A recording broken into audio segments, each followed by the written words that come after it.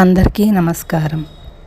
ఈరోజు నేను మీకు చెప్పబోతున్న విషయం ఏమిటంటే, నేడే గురు ప్రదోష వ్రతం అంటే ఏమిటి, ఈ వ్రతాన్ని ఎలా ఆచరిస్తారు, దీనివల్ల కలిగే ఉపయోగాలేంటి, ఫలితాలేంటి, ఈ విషయాలన్నీ ఈ వీడియోలో ప్రస్తావించుకుందాం. ముందుగా శ్రీ శివుని ప్రదోషకాల స్తుతి తెలుసుకుందాం. ప్రతిరోజు ఈ ప్రదోషకాల స్థుతిని జపించడం వల్ల చాలా మంచి జరుగుతుంది. ఇది ప్రతి ఒక్కరూ నిత్యం ప్రదోష సమయం అంటే పక్షులారే వేళంటారు, సాయంత్రం అంటారు కదండి, ఆ సమయంలో ఇది పారాయణ చేస్తే ఇహం అంటే ఇప్పుడు ఈ లోకంలో మనకు ఆరోగ్య ఐశ్వర్యములు కలిగి పరమనందు సర్వం శివమయమవుతుంది. కైలాస శైల శిఖరే త్రిజగజ్ఞి నేత్రీం గౌరీం నివేశ్వ కనకాంచిత రత్నపీఠే నృత్తం విధాతు మభివాంచ త్రిశూలపాణే దేవాః ప్రదోష సమయే నుభజంతి సర్వే. శంభో శశాంక శశిశేఖర శాంతమూర్తే గంగాధర మరవరార్చిత పాదపీఠ నాగేంద్రభూషణ నగేంద్ర నికేతనేశ భక్తార్తిహృన్మయనీ దేహి కృపాకటాక్షం. శ్రీ విశ్వనాథ కరుణాకర శూలపాణే భూతేశ భర్గ భవనత్రయ గీతకీర్తే శ్రీనీలకంఠ మదనాంతక విశ్వమూర్తే గౌరీపతే మయి నిధేహి కృపాకటాక్షం. ఇది ప్రదోషకాల స్తుతి. ఇప్పుడు నేను చెప్పినది ప్రదోష స్తుతి. ఇప్పుడు ప్రదోష స్తోత్రం. ఈ స్తోత్రం చదవడం వల్ల శత్రు జయాన్ని, రాజ్యక్షేమాన్ని కూడా కలిగిస్తుంది. అలాగే సర్వరోగాలను నివారిస్తుంది. జయదేవ జగన్నాథ జయ శంకర శాశ్వత జయ సర్వసురాధ్యక్ష జయ సర్వాసురార్చిత జయ సర్వగుణాతీత జయ సర్వవరప్రద జయ నిత్య నిరాధార జయ విశ్వంభరావ్యయ జయ విశ్వైక వంధ్యుస జయ నాగేంద్రభూషణ జయ గౌరీపతే శంభో జయ చంద్రార్ధశేఖర జయ కోట్యర్క సంకాస జయానంత గుణాశ్రయ జయ భద్ర రవీరు సాక్ష జయాచింత్య నిరంజన జయనాథ కృపా సింధు జయ భక్తార్తి భంజన జయ దుస్తర సంసార సాగరోత్తారణ ప్రభో ప్రసీద మే మహాదేవ సంసారార్తస్య భిద్యతః సర్వపాపక్షయం కృత్వా రక్ష మాం పరమేశ్వర మహాదారిద్ర్యమగ్నస్య మహాపాపహతస్య చ మహాశోకనివిష్టస్య మమారోగాతురస్య చ రుణాభారపరీతస్య దహ్యమానస్య కర్మభిః గ్రహైః ప్రపీడ్యమానస్య ప్రసీద మమ శంకర. దరిద్రః ప్రార్థయేద్దేవం ప్రదోషే గిరిజాపతిం ఆర్ధాఢ్యో వాధరాజా వా ప్రార్థయేద్దేవమమీశ్వరం. దీర్ఘమాయు సదారోగ్యం కోశవృద్ధిర్బలోన్నతిః మమాస్తు నిత్యమానందః ప్రసాదాత్తవ శంకర. శత్రవః సంక్షయం యాంతు ప్రసీదంతు మమ ప్రజాః నశ్యంతు దస్యవో రాష్ట్రజనాః సంతు నిరాపదః దుర్భిక్షమరి సంతాపాః సమం యాంతు మహీతలే.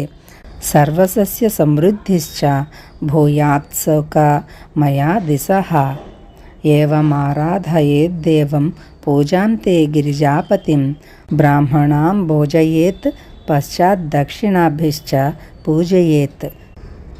సర్వపాపక్షయకరి సర్వరోగనివారిణి శివపూజా మయా ఖ్యాత సర్వాభీష్టఫలప్రద. ఈ గురు ప్రదోష వ్రతం అనేది ప్రతి సంవత్సరం మార్గశిర మాసంలోని కృష్ణపక్ష త్రయోదశి నాడు గురు ప్రదోష వ్రతాన్ని ఆచరిస్తారు. కానీ ఈసారి ప్రదోష వ్రతం నవంబర్ 28వ రోజున గురు ప్రదోష వ్రతం జరుపుకుంటున్నారు. హిందూ పురాణాల ప్రకారం ప్రదోష వ్రతం రోజు శివ కుటుంబాన్ని పూజించేందుకు ఎక్కువ ప్రాముఖ్యత ఉంది. ఈ రోజున పరమేశ్వరుడి ఆయన కుటుంబాన్ని భక్తి శ్రద్ధలతో పూజించడం వల్ల కోరిన కోరికలు నెరవేరుతాయని, సంపద, కీర్తి, శ్రేయస్సు లభిస్తాయని భక్తులు విశ్వసిస్తారు. ఈ రోజున ఉపవాస దీక్ష చేపట్టి సంతానం కలగాలని కోరుకునే వారికి సంతాన ప్రాప్తి లభిస్తుందని ఒక నమ్మకం. గురు ప్రదోష వ్రతం రోజున ఉదయాన్నే ఉపవాస దీక్షను ప్రారంభిస్తారు.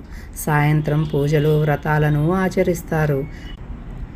అయితే ఈ రోజున చేసే పూజలు, వ్రతాలకు ఫలితం దక్కాలంటే ప్రదోష వ్రత కథను తప్పక వినాల్సిందే. వ్రతకథను వినకుంటే ఇవాళ చేపట్టే దీక్ష కూడా అసంపూర్ణమవుతుందని హైందవులు నమ్ముతున్నారు. గురు ప్రదోష వ్రత కథ ఏమిటో మనం తెలుసుకుందాం. ఇతిహాస గ్రంథాల ప్రకారం ఒక నగరంలో ఒక బ్రాహ్మణ స్త్రీ ఉండేది. ఆమె భర్త చనిపోవడంతో ఒక్కతే కాయ కష్టం చేసుకుంటూ కొడుకులను పోషించేది. ఉదయాన్నే కొడుకులతో కలిసి భిక్షాటన చేస్తుండేది. ఒకరోజు బయటికి వెళ్ళి ఇంటికి తిరిగి వస్తున్న ఆమెకు గాయపడిన స్థితిలో ఒక బాలుడు మూలుగుతూ కనిపించాడు. అతన్ని చూసిన ఆమె జాలిపడి అతన్ని తన ఇంటికి తీసుకువెళ్ళింది. అతని గాయాలకు మందు వేసి అతనికి సహాయం చేసింది. ఆ యువకుడు విదర్భ యువరాజు అని తర్వాత బ్రాహ్మణ స్త్రీకి తెలుస్తుంది. శత్రు సైనికులు అతని రాజ్యం మీద దాడి చేసి ఆ యువకుని తండ్రిని బందీగా చేసుకుని రాజ్యాన్ని తమ అధీనంలోకి తీసుకున్నారని తెలుసుకుంటుంది. అయినప్పటికీ యువరాజు బ్రాహ్మణ స్త్రీ కుమారుడితో కలిసి ఆమె ఇంట్లోనే జీవిస్తూ ఉంటాడు. ఒకరోజు అంశుమతి అనే గంధర్వ యువతి రాకుమారుని చూసి ముగ్ధురాలైపోతుంది. మరుసటి రోజు అంశుమతి తన తల్లిదండ్రులను తీసుకుని యువరాజును కలవటానికి వచ్చింది. వారికి కూడా యువరాజు నచ్చుతాడు. కొన్ని రోజులకు శివుడు అంశుమతి తల్లిదండ్రులకు కలలో కనిపించి వారి పెళ్లి చేయాలని ఆదేశిస్తాడు. బ్రాహ్మణ స్త్రీ శివుడి పరమభక్తురాలు. ప్రదోష వ్రతం నాడు ఆమె ఉపవాస దీక్ష చేపట్టి పరమేశ్వరుడి పూజిస్తూ ఉండేది. ఫలితంగా అంశుమతి తండ్రి అయిన గంధర్వరాజు తన సైన్యంతో కలిసి యువరాజు రాజ్యాన్ని స్వాధీనం చేసుకున్న విదర్భ మీద పడి దాడి చేసి విజయం సాధిస్తాడు. శత్రువులను తరిమివేసి తిరిగి తన తండ్రితో సంతోషంగా జీవించడం ప్రారంభించాడు. యువరాజు బ్రాహ్మణ కుమారుణ్ణి తన ప్రధానమంత్రిని చేశాడు. అలా పరమేశ్వరుడి పూజా ఫలితం కారణంగా బ్రాహ్మణ స్త్రీ జీవితం ఎలా మలుపు తిరిగిందో అలాగే తన భక్తులందరి జీవితంలో మార్పులు మారతాయని నమ్ముతారు. ఈ ప్రదోష వ్రతం రోజున ఉపవాస దీక్ష చేపడితే కోరిన కోరికలు నెరవేరి అన్నింటా విజయం సాధిస్తారని నమ్ముతారు. అలా ప్రతి ప్రదోష వ్రతం రోజును శివుడి పూజకు అంకితం చేస్తారు.